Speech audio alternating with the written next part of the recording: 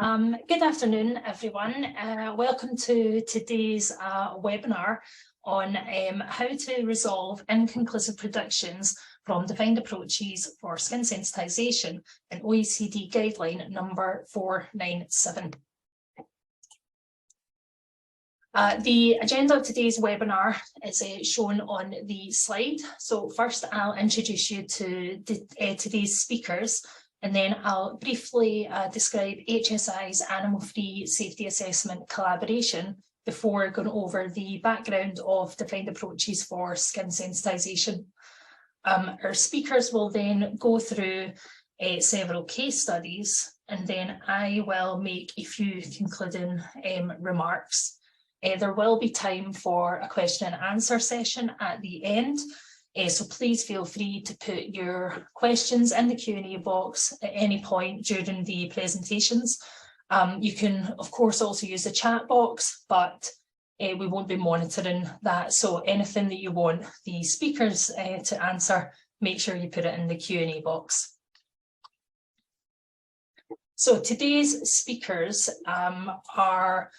they include myself. So my name is Donna McMillan. I'm a senior strategist for regulatory science at Humane Society International. I have a PhD in medicinal chemistry and a background in computational toxicology. And I now work on accelerating the transition from animal tests to new approach methodologies, also known as NAMs, and use science to support policy change. One of our speakers, Dr. Yuan Gao, she holds a PhD in cell biology from the Chinese Academy of Sciences. She's been working in the Global Product Steward Department at P&G in Beijing since 2011. She's responsible for cosmetic product safety assessment, supporting cosmetics that are marketed in different regions around the world. She's an expert of NAM application and safety assessment, alternative methods for skin sensitisation, and integrated testing strategies. Dr. Martin Chilton has a PhD in organic chemistry from the University of Sheffield, and he's a principal scientist at LASA Limited, where he leads the research efforts around creating, improving, and applying in silico models to predict skin sensitisation and related toxicity endpoints. He is particularly interested in how such models can be applied to make real-world safety and risk decisions. And since joining LASA Limited in 2015, he's been involved in several projects and collaborations in this field, including participating in the expert group, which helped create Guideline 497. And then finally, last but not least, we have Dr. Petra Kern, and she's a principal scientist at Procter & Gamble in Belgium, and she's been working since 1999 in the Central Product Safety Division of the Global Product Stewardship Organisation in Belgium and in China. She has a PhD in pharmaceutical chemistry from the Swiss Federal Institute of Technology in Switzerland. She's a European registered toxicologist and a diplomat of the American Board of Toxicology. Her toxicology research speciality is in the area of skin allergy and skin irritation, and she is leading this research division at P&G. So that's today's speakers. I'll now give you a bit of information about the animal-free safety assessment collaboration. So this is a project that is coordinated by HSI, and it brings together industry and not-for-profit leaders who have a shared goal to accelerate the global adoption of a modern, species-relevant approach to safety assessment that will better protect people on our planet and hasten the replacement of animal testing. And the ASA collaboration consists of 3 work streams. We have the cosmetics work stream, the chemicals work stream, and the biologicals work stream. And we have many members who contribute to our collaboration, as you can see here. And within AFSA, we were discussing the importance of being able to resolve inconclusive predictions from defined approaches for skin sensitisation, and I'll call that DAS from now on to make it a bit less of a mouthful. And this is what led to HSI, P&G, LASA Limited and Firmenich beginning this project that we're talking about today. So moving on to the background of the defined approaches. So in 2014, the OECD published the adverse outcome pathway for skin sensitisation as initiated by covalent binding to proteins. And this is illustrated here on the slide. There are 4 key events leading to the adverse outcome of skin sensitisation. And until recently, the murine local lymph node assay, the LNA, was considered to be the sort of gold standard method to predict skin sensitisation. However, the publication of key event-based test guidelines for the in chemical and in vitro assays for skin sensitisation changed all of this. So this is guideline 442C, 442D and 442E, which are shown on the slide. And these assays, known as information sources as well, these can actually be combined in a fixed data interpretation procedure known as a DIP, which allows you to get a prediction without needing any expert judgment, and that is what is meant by a defined approach. And most importantly, these defined approaches predict skin sensitisation as well or better than the LNA. So after a lot of hard work by the DAS expert group, a guideline containing 2 defined approaches was published last summer. So this guideline contains 2 DAs, the 2 out of 3 and the ITS. And there are 2 versions of the ITS that differ only in the in silico information source used. So version 1 uses Derek Nexus and version 2 uses the OECD QSAR toolbox. And I'll just very briefly go over the 2 out of 3 defined approach. So this is quite a simple defined approach. There are 3 assays that can be used, and those are shown in the grey box. We have the DPRA, which covers the molecular initiating event or key event 1. We have the keratosense, which covers key event 2, and we have the HCLAT, which covers key event 3. When you begin the defined approach, you conduct any 2 of these assays, and then if the results are concordant, so 2 are positive or 2 are negative, then you can get a conclusive prediction of sensitizer or non-sensitizer. However, if the results are discordant, so 1 is positive and 1 is negative, then you conduct the remaining 3rd assay. Then with those 3 assay results, if there are 2 concordant results from them, then again you can get a conclusive result of sensitizer or non-sensitizer. However, if you still don't have 2 concordant results, which could happen, for example, if you have a borderline result, then this may lead to an inconclusive prediction from the 2 out of 3 defined approach. Now moving on to the ITS. So the ITS is a little bit more complicated, and this is a score-based system, and the scoring is shown on the table on the right-hand side. Here, each information source, so the HCLAT, the DPRA, and your in silico prediction. So again, that's Derek if you're using version 1, or Toolbox if you're using version 2. You score each information source, and then you can sum those scores. So if you look at the bottom of the decision tree, the left-hand side shows the scores that lead to the GHS predictions when you can use all of the information sources.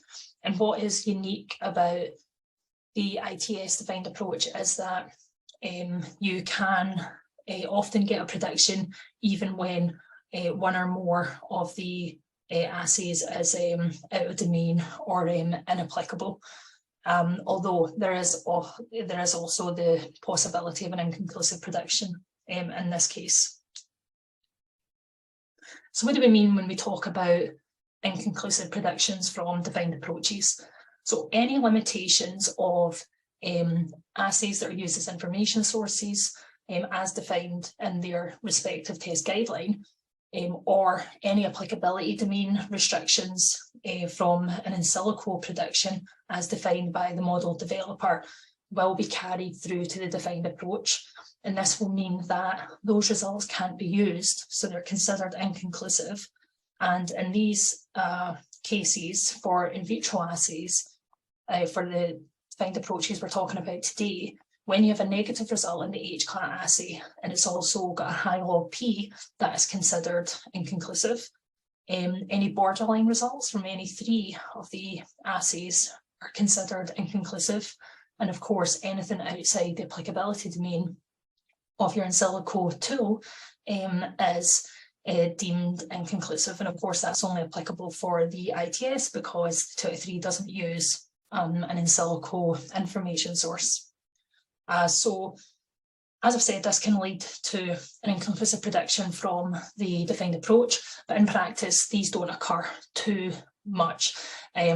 Based on analysis of the data set in Guideline 497, it's about 5 to 20%, depending on which DA you use. And what's most important is that the guideline states that you can resolve these using a weight of evidence approach, using additional lines of evidence. So that's where we began with our project. We looked at inconclusive predictions from the dataset in Guideline 497, and we applied a weight of evidence approach as summarised in this diagram to try and conclude on these inconclusive predictions. In the publication relating to this work, we didn't use any read across, nor did we compare it to animal data, because a novel substance wouldn't have this information in the future. But we have considered these elements for today's webinar to try and contextualise the results we have from our weight of evidence approach. So thank you for listening to my very long introduction. I'll now pass you over to Yuan Gao from Procter & Gamble to describe our first case study. And Yuan, the floor is yours. Thank you, Donna. The video doesn't work, so I will talk. Next slide, please. Okay. The first case is benzyl benzoate. So this chemical is inconclusive in 2 out of 3 due to mixed data. It has a negative DPRA, positive keratinosens, and an inconclusive H-CLAT. As Donna just introduced, the H-CLAT was inconclusive because of the negative prediction under high log P. It was also inconclusive in ITS because of negative DPRA, positive in silico prediction, and also inconclusive H-CLAT. So we started from collecting available information. Next slide, please. We looked into, in addition to these assays, what additional data are there. And for each key event, we collected a lot of information on. For key event 3, in addition to DPRA, 4 other assays were conducted on benzyl benzoate, and all of them showed negative prediction. We also have absolute numbers listed here to give you an indication that the depletion in all these assays were relatively low. For key event 2, 3 assays were available: keratinosens, episense A, and senses, and all of them showed positive outcome. For senses, which could also indicate potency, it was predicted to be a weak sensitizer, with 3 out of 11 sense genes and 9 out of 70 ARE genes activated. Okay, next slide, please. Then for key event 3, there are 3 different studies available. In addition to the inconclusive H-CLAT, we also had a U-Sense and a GARD skin both were positive. It's worth to note that this Usen's result had EC150 larger than 200 micrograms per ml. This would usually mean a non-sensitizing prediction, but based on the method rules, including other factors, it was overall classified as a sensitizer in Usen's in the end. So one click for the QSAR model predictions. We evaluated benzoate in 4 different QSAR models. So all of them turned out to be positive, including DIRAC, OECD Toolbox, Times, and ToxTree. So here you have the mechanism of what triggered the positive prediction, and also in DIRAC and Tox and Times, where potency can be indicated, benzoate was considered to be a weak sensitizer. Okay, next slide.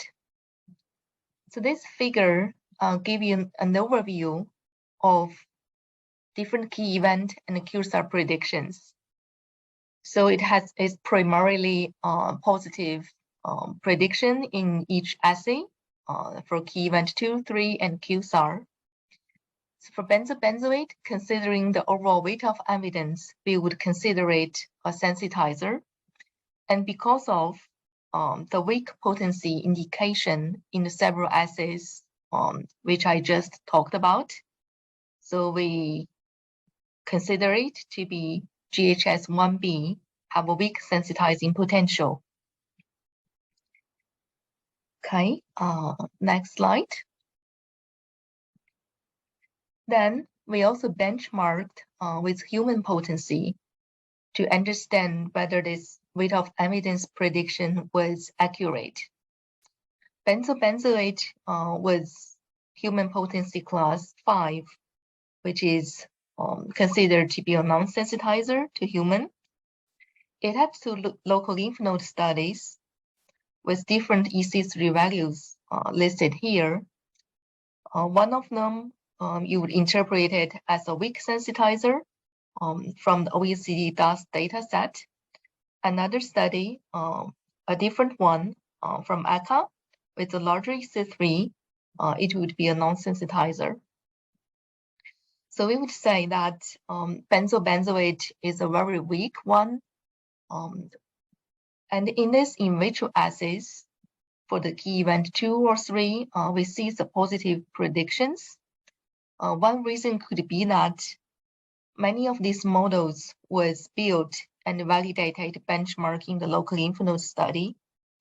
And when you build this model, benzoate was considered to be positive, taking the more conservative local lymph node outcome. So although it is not sensitizing in human, so it's not surprising that we see all this prediction in this overall weight of evidence, which also indicate this approach is protective and tend to be conservative for this ingredient. Okay, then I hand over to Martin for the next case study. Thanks very much, Yuan. Hello, everyone. Nice to be with you this afternoon or this morning, wherever you are. I'm going to take you through the second case study. Can I have the next slide, please? So this case study is for chemical shown on the screen there, N-Dibutylaniline.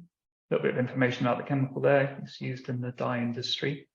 And similar to what you've just seen from the first case study, this is inconclusive in both of the defined approaches described in Guideline 497.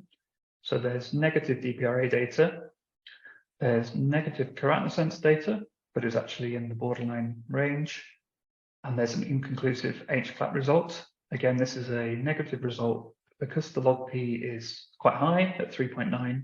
This is considered inconclusive. So that means that overall the 2 out of 3 can't come to a conclusive prediction. And similarly, neither ITS can either. You've got a negative DPRA. The in silico tools actually differ slightly in their outcome, but regardless, whichever one you use, when you combine it with the inconclusive H-flat, you're left with an inconclusive prediction overall. So again, as previously, we went through that diagram that Donna showed earlier to look for additional data, to gather that, to assess it, and try and come up with an overall weight of evidence conclusion. So if I move on to the next slide, please. So for key event 1, again, there were a number of assays that this chemical had been tested in, alongside the DPRA that I've already mentioned. It was negative in the ADRA and the core 1 to core 420 peptide assay. And similarly in the KDPRA, the kinetic DPRA, there wasn't any reactivity seen, and so no log Kmax could be calculated. So sort of consistent negative outcome in key event 1. For key event 2, there was only one other assay other than that borderline negative keratoinosense that I've already described, and that was the EpiSense A. Here there was a positive outcome with 2 out of the 4 marker genes showing a response above the respective cutoff. For key event number 3, again, there was one other assay that could be located for this chemical. So I've already described that inconclusive H-flat result due to the high log P. The second assay we found was the IL-8 luciferase assay, where there was a positive outcome. Unfortunately, the raw data for this assay wasn't available, so it was quite difficult to interrogate that result any further, but we've included it for completeness there. And then the final line of evidence we looked at were those QSARs that Johanna's already mentioned. So we used the same 4 tools as before. Mostly negative outcomes here. So you can see for Derek, Times, and Toxtree, none of those tools have identified any structural alerts, although Times did consider this chemical to be outside the applicability domain, so we've considered that outcome inconclusive. The one tool that differed for dibutylaniline was the OECD QSAR toolbox. The chemical itself didn't fire any alerts, but it did have a metabolite that was predicted from its structure, butanal, and this fired an alert as a potential shift base former. So that was why the OECD QSAR toolbox overall result came out as positive. So if you go to the next slide, please. You can see a similar diagram to what we had for the first case study. So this is an attempt to kind of summarize all of that NAM information grouped by the different key events. You can see here it's a bit more of a mixed picture from the first example. So we've got a mix of positive and negative information sources, and some in grey there which are inconclusive. So this is, I guess, where things get a bit trickier, and you have to try and use some expert judgment. On a kind of simple weight of evidence, looking at number of pieces of information, there's more negative information sources than positive. And in the end, we decided that our overall weight of evidence for this chemical would be to call it a non-sensitizer. It wouldn't be classified under GHS. So just to talk through a bit of the thinking behind that and why we came up with that decision. So I guess there's always going to be a question of uncertainty and needing to characterize that uncertainty and be confident with a weight of evidence procedure, which is quite unlike a defined approach. It's quite expert judgment driven. So you've got those 3 pieces of information which show some sensitization potential: the EpiSense A, the IL-8 luciferase, and the QSAR toolbox. On the latter, the QSAR toolbox, as I mentioned, this positive result is due to a metabolite being picked up. Doing some further investigation, so that metabolite that has been predicted, butanal, has actually been tested itself in historical. It's got historical in vivo data associated with it. So if that were a concern, if metabolism to that chemical were a concern, I think sensitization potential wouldn't be expected, given that we do know something about the behavior of that predicted metabolite in sensitization assays. So I think that particular piece of evidence is less concerning. You're then left with the EpiSense A and the IL-8 luciferase. One thing we noticed was that these 2 assays, although they're covering different key events in the adverse outcome pathway, they actually contain the same biomarker. So one of the genes in the EpiSense A that was activated is the IL-8 gene, which is also, as the name suggests, the one that's measured in the IL-8 luciferase assay. So there could be a question whether these 2 assays are actually potentially measuring the same information. So yeah, I guess that's something to be considered. overall, we thought the weight of evidence was in favour of it being negative. So our assessment was that it was likely to be a non-sensitizer. I guess the caveat there is that if the uncertainty in this weight of evidence was too high and not acceptable for a particular use case, then potentially additional studies could be undertaken. I'd probably want to look into whether something was being picked up by those IL-8 based assays, perhaps a different metabolite to the one that was shown in the Q-Cell toolbox. But for the paper that we put together and for the webinar today, our conclusion was that this was likely to be a non-sensitizer and not classified under GHS. So I think my final slide is just again to compare to human potency information where that's available. Actually, for this chemical, there isn't any known human sensitization data. It doesn't appear to have been tested in any patch tests or, so we don't really know what the potency is like. I guess we don't, similarly, you could say we don't have any evidence of sensitization from human exposure, this chemical being used in dyes. So yeah, that could be some evidence that it doesn't cause a significant problem, but we don't have any sort of experimental evidence to point to. We do, however, have a local lymph node assay study, again from the OECD DAS dataset, where this chemical was judged to be a weak sensitizer based on a relatively high EC3 value of 20%. Once again, I guess there's uncertainty at this stage around that animal model and how relevant that is for human sensitization, which is ultimately what we're interested in protecting against. But based on the NAM data that we have seen and the weight of evidence process I've gone through, our conclusion would have been that this is likely to be a non-sensitizer. So I guess that is something to be considered. Obviously, as Donna mentioned at the beginning, in the case of a real chemical, a new chemical, we wouldn't have any access to this animal data, so that wouldn't have informed our decision. But it was interesting to come back and compare to the data that was available at the end. And I think that brings me to the end of the second case study. So I'll hand over to Petra for case study number 3. Thanks, Martin.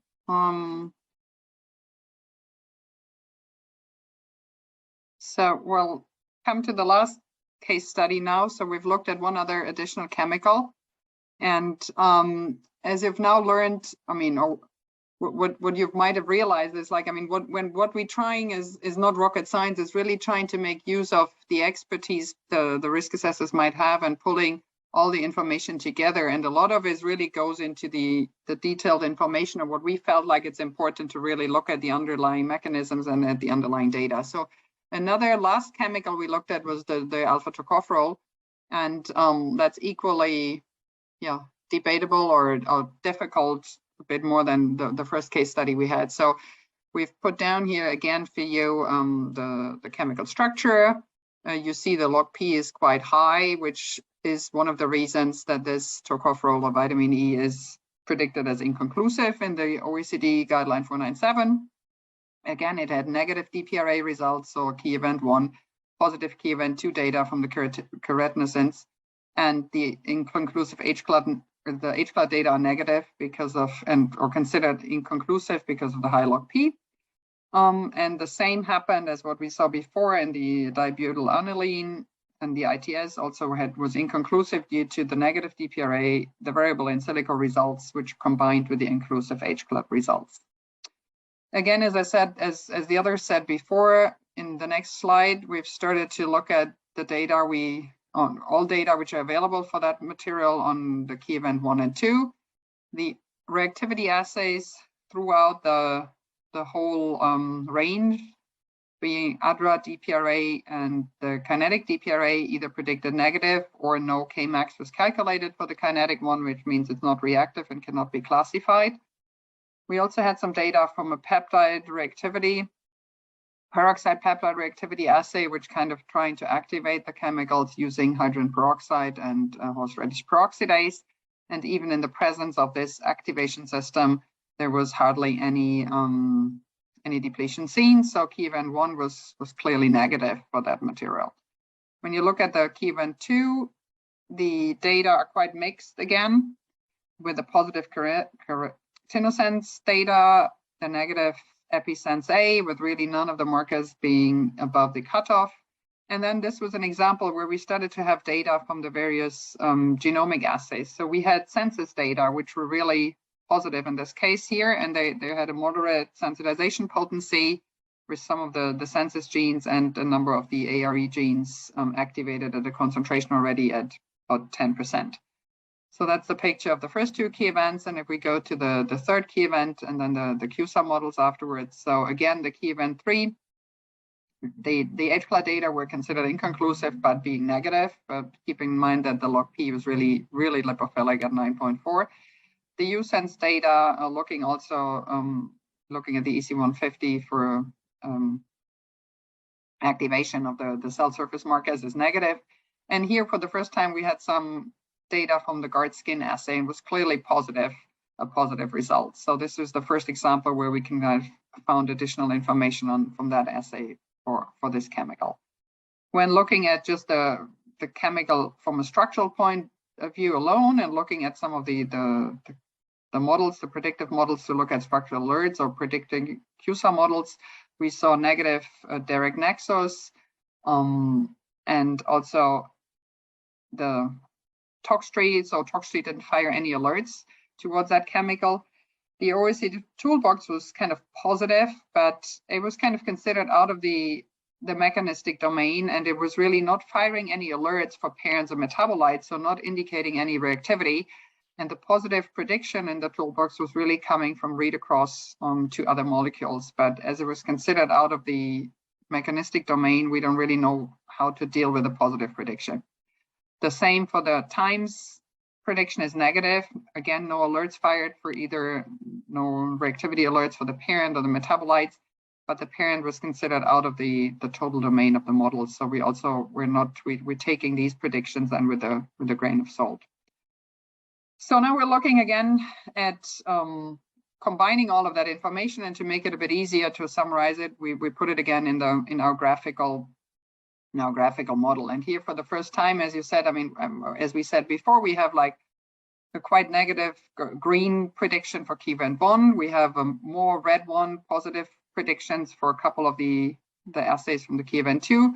Key event 3 is kind of a mixed bet, and then the Q-sub predictions for 2 are negative, but the other ones are kind of out of domain and inconclusive. So we were now just wondering, like, I mean, as you've seen this before, this is a lot of qualitative assessments, like experts coming together, looking at the individual data, what you would really do as a toxicologist, as a risk assessor. What we did before with like looking at animal studies, we're now trying to come to a good interpretation and evaluation of the NUM data now used to make a prediction on the hazard and potency of our individual chemicals.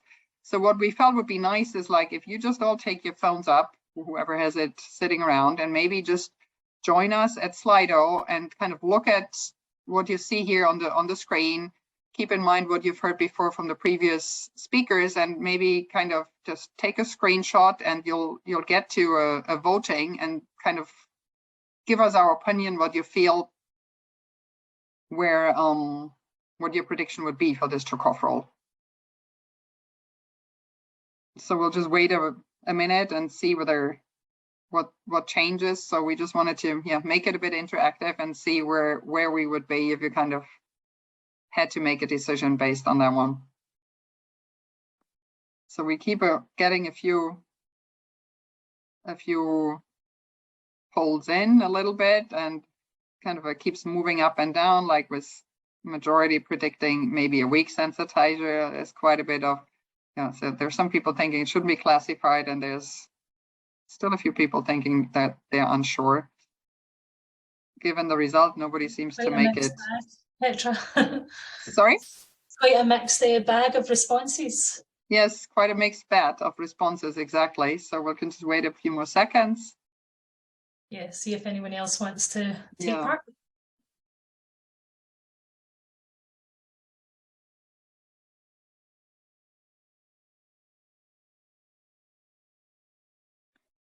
Well, thanks. I think this is quite nice to see. So I guess what this, I mean, I think I'm quite happy with the outcome of this poll, because when we looked at that, we also weren't really sure. So, I mean, with the previous example, which Martin just showed is like, while it might have looked very similar, but we had kind of felt like some mechanistic or structure, some explanations why that, just due to the structure and the prediction, is more likely, from our point of view, maybe a non-sensitizer.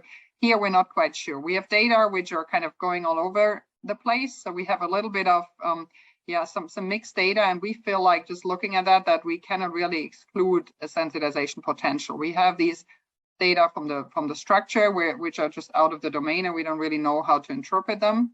We also have, for the first time, like quite some, a good positive result from Sensis and also from GARD, which we really don't have a lot of experience yet with. So we kind of wondered how this could kind of help in the individual decision making, and how what the weight is of the individual assays in our overall weight of evidence. So we really weren't quite sure. So in the way we positioned in the paper is that, yes, so you can put things together, you can try and gather all the information, and in a lot of cases you will be able to resolve an inconclusive result, but in some cases you're not. And here in this case, we kind of felt we're not quite sure.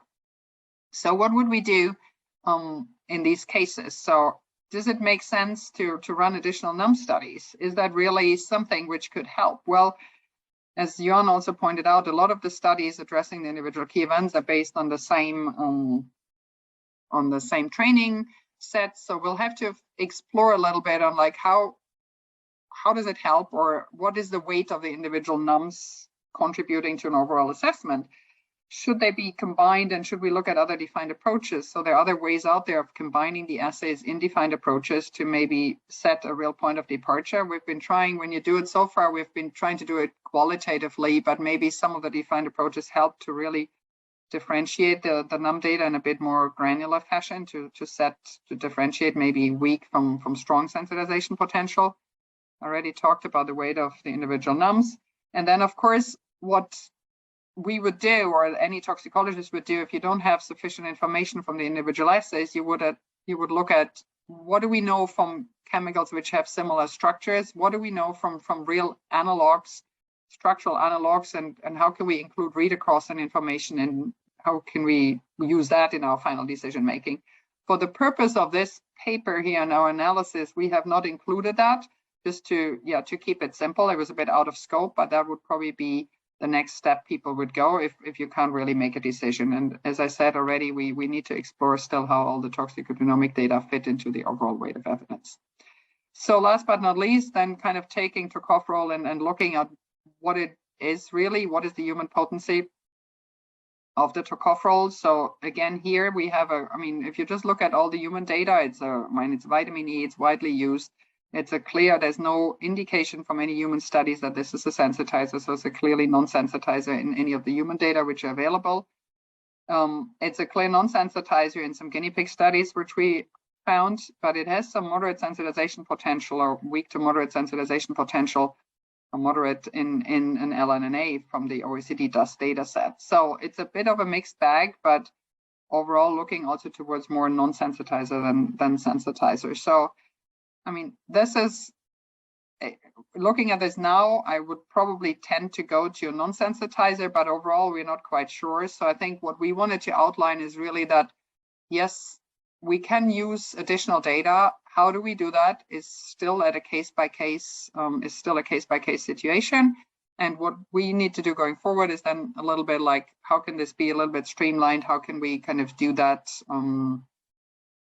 going forward, and kind of come up to a consistent evaluation of chemicals going forward. So, and with that, I'll move back to Donna, who can just trying to summarize everything for you, where we are and what we want to do next with this initial first evaluation.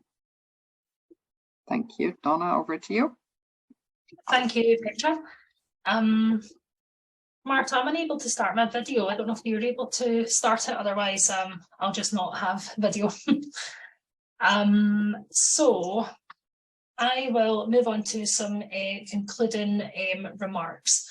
So the publication of OECD Guideline 497, the defined approaches to skin sensitization, defined approaches for skin sensitization, was of course a really significant milestone in the paradigm shift away from animal testing for skin sensitization. And as we've described, the guideline contains 2 defined approaches so far, the 2 out of 3 and the ITS, and they can either predict hazard or the GHS classification. You can occasionally get an inconclusive prediction from these, and the purpose of this project was, and for this webinar, was to try and showcase how we as scientists would try and apply a weight of evidence approach instead of first going to in vivo testing. And of course, the aim of this was to try and resolve the inconclusive predictions, which we were able to do in some cases.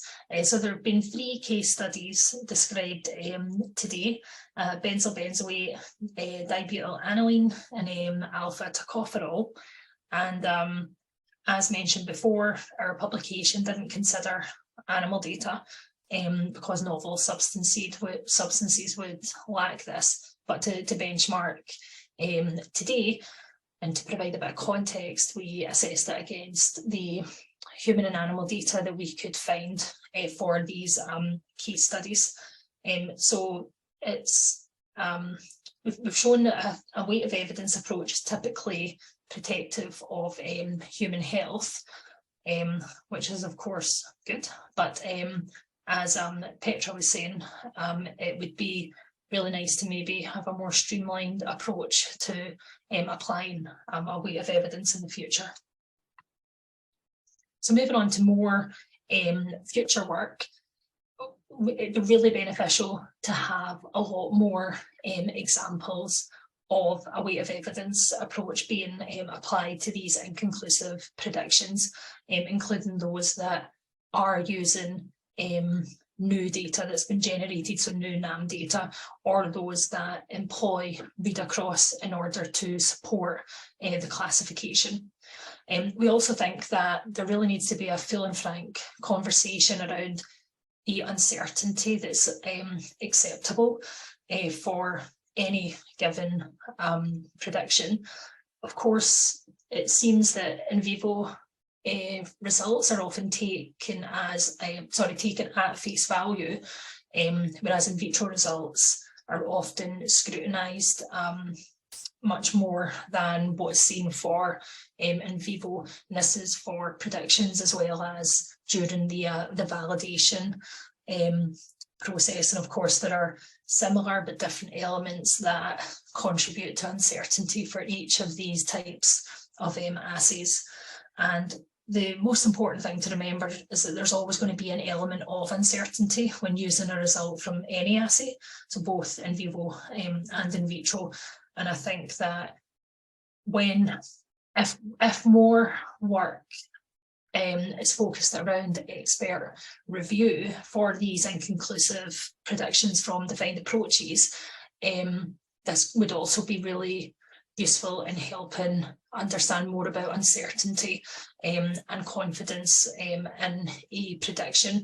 The more assays that you run, the more chance you have of getting a positive. And unless we want to call everything a sensitizer, we need to develop a way to contextualize results.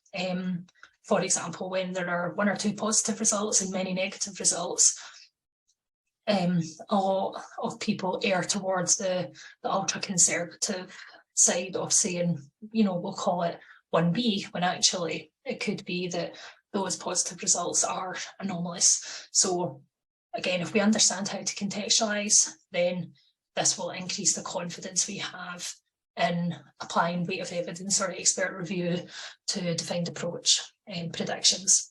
And then that leads on to the final point, which is that we need to consider moving away from hazard-based approaches, so sensitizer, non-sensitizer, and really focus on trying to predict point of departure or considering a risk-based approach, so that we actually have an understanding of when we can use a substance safely. This is especially important when we're extrapolating from animal data to humans, as often weak sensitizers and the LNA are non-sensitizers in humans. And there are lots of defined approaches and risk-based approaches, next generation risk assessment that have been published recently that are really trying to move us towards this. So that's always really great to see. So I'll finish off here. I'd just like to say thank you to all the speakers and thank all of you for listening today.